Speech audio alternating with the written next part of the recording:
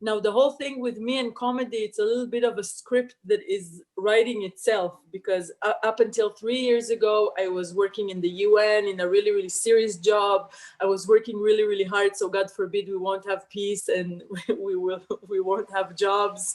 So I had this really cool job at the UN. We were working to counter extremism in the Israeli society. So I was working with with Haredi rabbis and rabbis in settlements and right-wing voters to try and include them into, the geopolitical vision of Israel-Palestine and discourse about the occupation and future peace with Palestinians, So I was in a totally different world. And then boom, I got fired from the UN, and I was literally sitting at home in the dark, didn't know what my next steps are.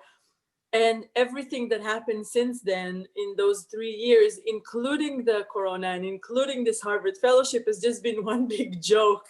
Initially, I was performing everywhere in open mics in Jerusalem.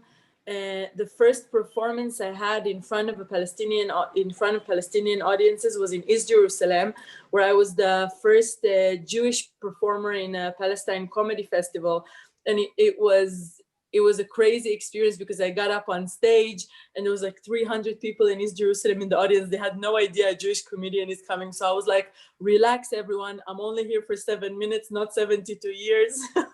And then, but I got home straight into quarantine, and 4 days later I started developing symptoms. And I think you got COVID in the States and came with it. There were like 17 different locations and stations where I could have got it. And it was back in March when Corona was sexy. It was like boiling in your lungs. It was new, people wanted to, to know about it. But I got it actually pretty bad. I was feeling very, very sick. Very sick. My mom is Persian Jewish, so she makes really, really good food, and my dad is Ashkenazi. So as I was losing my sense of taste and smell, my dad was like, yes, I can finally cook for my daughters. And my parents were super, super, super supportive, and they were trying to take care of their daughter who was really, really sick in quarantine in like a room next to them. But then in one of the days I fainted, and I was lacking oxygen, and I was I had a lot of difficulties breathing, so they had to hospitalize me in Hadassah.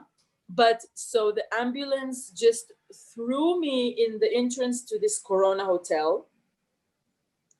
And I walked in, and there's, the reception is empty because the receptionists are behind a plastic barrier. So I was like, hello, is there someone here?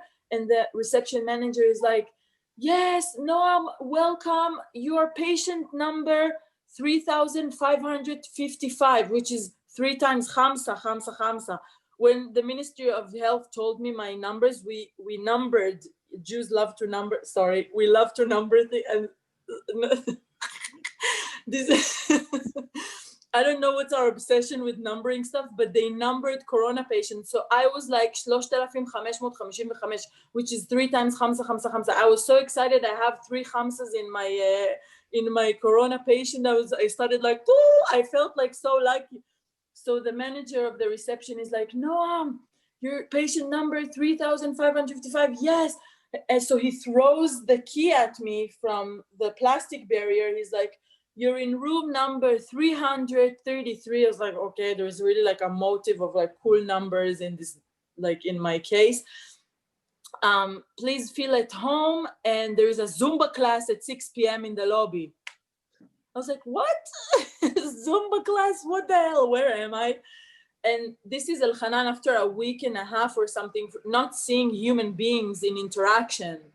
I get to the lobby and I see hundreds of COVID positive people just dancing and laughing and all over each other and partying. And then I look and I'm like, everyone is here, all parts of society.